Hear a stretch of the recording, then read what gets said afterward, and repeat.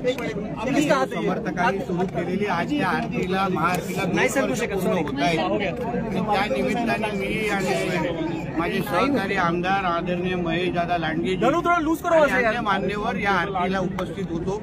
मोठ्या प्रमाणामध्ये गौरक्षक या आरतीला उपस्थित होते आणि एकत्र मिळून त्यांनी केलेलं काम आमचे शिवशंकर स्वामी म्हणून एका तरुणांनी ज्या पद्धतीने तो महाराष्ट्रामध्ये गौरक्षणाचं काम करतोय त्या कामाला कौतुक करणं आणि सरकार म्हणून गौरक्षकांना पाठिंबा देणं यासाठी मी आवर्जून इथे उपस्थित होतो।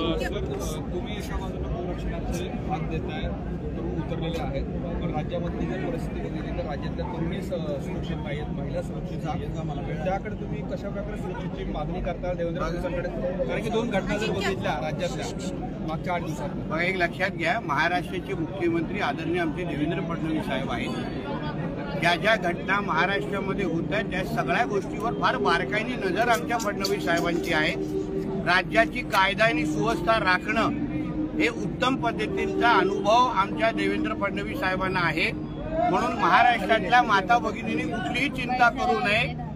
त्यांचा हक्काचा देवा भाऊ आज महाराष्ट्राचा मुख्यमंत्री आहे, त्यांच्या हक्काचं सरकार आहे, म्हणून कुठलाही त्रास आणि सगळ्या पद्धतीचं संरक्षण आणि जे कोण आमच्या माता भगिनींकडे वाकड्या नजरेने पाहतील त्यांना जसाच तसंच किंवा कायद्याच्या चौकटीत राहून त्यांना कडक शिक्षा आणि शासन दिले जाईल एवढा विश्वास राज्याच्या माता भगिनींना मी देतो। हिंदी में बताइए।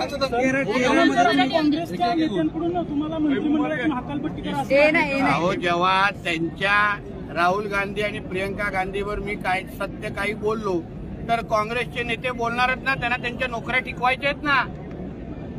गांधी खानदान आणि 10 जनपद बद्दल काय बोलल्यानंतर अगर काँग्रेसच्या नेत्यांनी माझ्यावर टीका केली नाही तर त्यांच्या नोकऱ्या नाही जाणार का? पण मी जी भूमिका मांडली त्याची वस्तुस्थिती त्यांनी कधी समजून घेतली आहे का? मुस्लिम लीगचा हस्तक्षेप राहुल गांधीच्या निवडणुकीमध्ये किती होता, प्रियंका गांधींच्या पोटनिवडणुकीमध्ये किती होता याची माहिती काँग्रेसच्या नेत्यांनी जे माझ्यावर टीका करतात त्यांनी महाराष्ट्र देशाला द्यावं ना।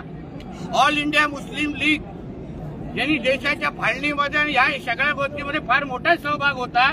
ते अगर राहुल गांधी आणि प्रियंका गांधीच्या निवडणुकीमध्ये अगर सक्रिय सहभाग घेत असतील, त्यांच्या रोड शो मध्ये काँग्रेसच्या झेंड्यापेक्षा मुस्लिम लीगचे झेंडे जास्त दिसत असतील, मग त्याच्यावर देशाचा नागरिक म्हणून म्हणायचं नाही। केरला आमचा आहे, आमच्या देशाचा एक भाग आहे आणि आमच्या देशामध्ये राहून अगर कोणी पाकिस्तानचे गोडवे घात असतील, पाकिस्तानची मदत करत असेल तर त्यावर बोलणं भारतीय म्हणून माझं परम कर्तव्य म्हणून ते बोललेलो आहे। सर, भाषणातून तुम्ही अनेकदा उल्लेख केला की आता तुमचं सरकार आहे, फडणवीसांचं सरकार आहे, हिंदू सरकार, नेमका नितेश राणेंचा हा इशारा कुणाला होता? आमचं राज्य हे हिंदुत्व विचाराचं सरकार आहे। राज्यामध्ये गोहत्या बंदी कायदा 2014 ते 19 पासून लागू झालेला आहे आणि GR निघालेला आहे। तो कायदा कोण तोडत असेल तर त्याच्यावर कडक शासन होणार। या निमित्ताने मी काही गोष्टीची आठवण करून दिली। शेवटी राज्यामध्ये कोणालाही कायदा तोडण्याचा अधिकार नाही। कत्तलखाने कोणाच्या जोरावर चालताय? जेव्हा गो हत्या बंदी कायदा राज्यामध्ये आहे तर मग कशाला चालू आहे? मग अशा पद्धतीच्या बेकायदेशीर गोष्टी अगर आमच्या राज्यामध्ये होत असतील तर त्यांना परत आठवण करून देण्याची गरज आहे की हे भगवादारांचं सरकार आहे आणि हिंदुत्वादी विचाराचं सरकार आहे। याच्यावरून पण सरकारवर आता टीका केली जाते, अजून कारवाई कुठली होत नाहीये। हे तुम्हाला असं वाटतं की कारवाई होत नाहीये? रोज ज्या पद्धतीने कारवाई सुरू आहे त्यांच्या प्रॉपर्ट्या जप्त केल्या जात आहेत। सगळ्या पोलीस खातं व्यवस्थित पद्धतीने काम करत आहे। आमचे देवेंद्र फडणवीस साहेब प्रत्येक गोष्टीवर बारकाईने लक्ष ठेवून आहेत, म्हणून ज्या पद्धतीने कारवाई अपेक्षित आहे तर योग्य पद्धतीने कारवाई होणार। फडणवीस साहेबांनी, मुख्यमंत्री साहेबांनी पहिल्या दिवसापासून सांगितलेलं आहे कोणालाही सोडलं जाणार नाही। तो कोणी असेल, कोणाच्या जवळ असेल तर त्याचा विषय राहतो काय? तुम्ही थोडं थांबा। तुम्हाला जेव्हा ब्रेकिंग न्यूज पाहिजे तेव्हा ब्रेकिंग न्यूज मिळत नाही हो। तुम्हाला जेव्हा ब्रेकिंग न्यूज पाहिजे तेव्हा ब्रेकिंग न्यूज भेटत नाही। काही गोष्टी कायद्याच्या चौकटीत राहून व्यवस्थित पद्धतीने करायला लागतो, म्हणून ह्या गोष्टी आमच्या मुख्यमंत्री साहेबांवर सोडा। योग्य पद्धतीने शासन होणार. साहेब, देशमुखांच्या परिवारांशी तुमचं काही बोलणं झालंय का? कारण तुम्ही राज्यभरात मंदिरामध्ये फिरता, पण बीड आणि परभणीमध्ये मला दिसले नाही. आमचे सरकारच त्यांच्या संपर्कात आहे. आमचं सरकार त्यांच्या संपर्कात आहे. आमचं सरकार त्यांना पूर्ण मदत करत आहे. मी सरकारचा मंत्री म्हणून माझ्या सरकार जर त्यांच्याशी बोलत असेल तर मी वेगळं वैयक्तिक काय बोलू? आम्ही त्यांच्या संपर्कात आहोत, त्यांचा आधार देतोय. देशमुखाला न्याय देण्याचं काम आमचं सरकार करतोय. विषय संपला. सर, मुंडव्यात एक पब आहे. पुण्यातून एक धक्कादायक बातमी समोर आलेली आहे. मुंडव्यात एक पब आहे आणि उद्या 31 डिसेंबरच्या पार्श्वभूमीवर मुंडव्यातल्या पबमध्ये काल कॉन्डोमचे पाकिट्स आणि ORSचे पाकिट्स जे आहेत. अशा काही गोष्टी बेकायदेशीर गोष्टी, कायद्याच्या चौकटीतल्या बाहेरच्या काही गोष्टी असे पोलिसांचं लक्ष ठेवतील ना. गृह खातं सतर्क आहे.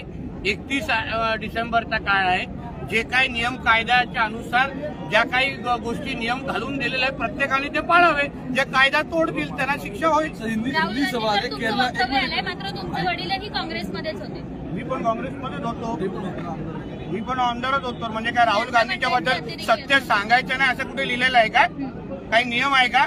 राहुल गांधी आणि या लोकांचे असले रंग निघाले म्हणून आज आम्ही इथे आहोत.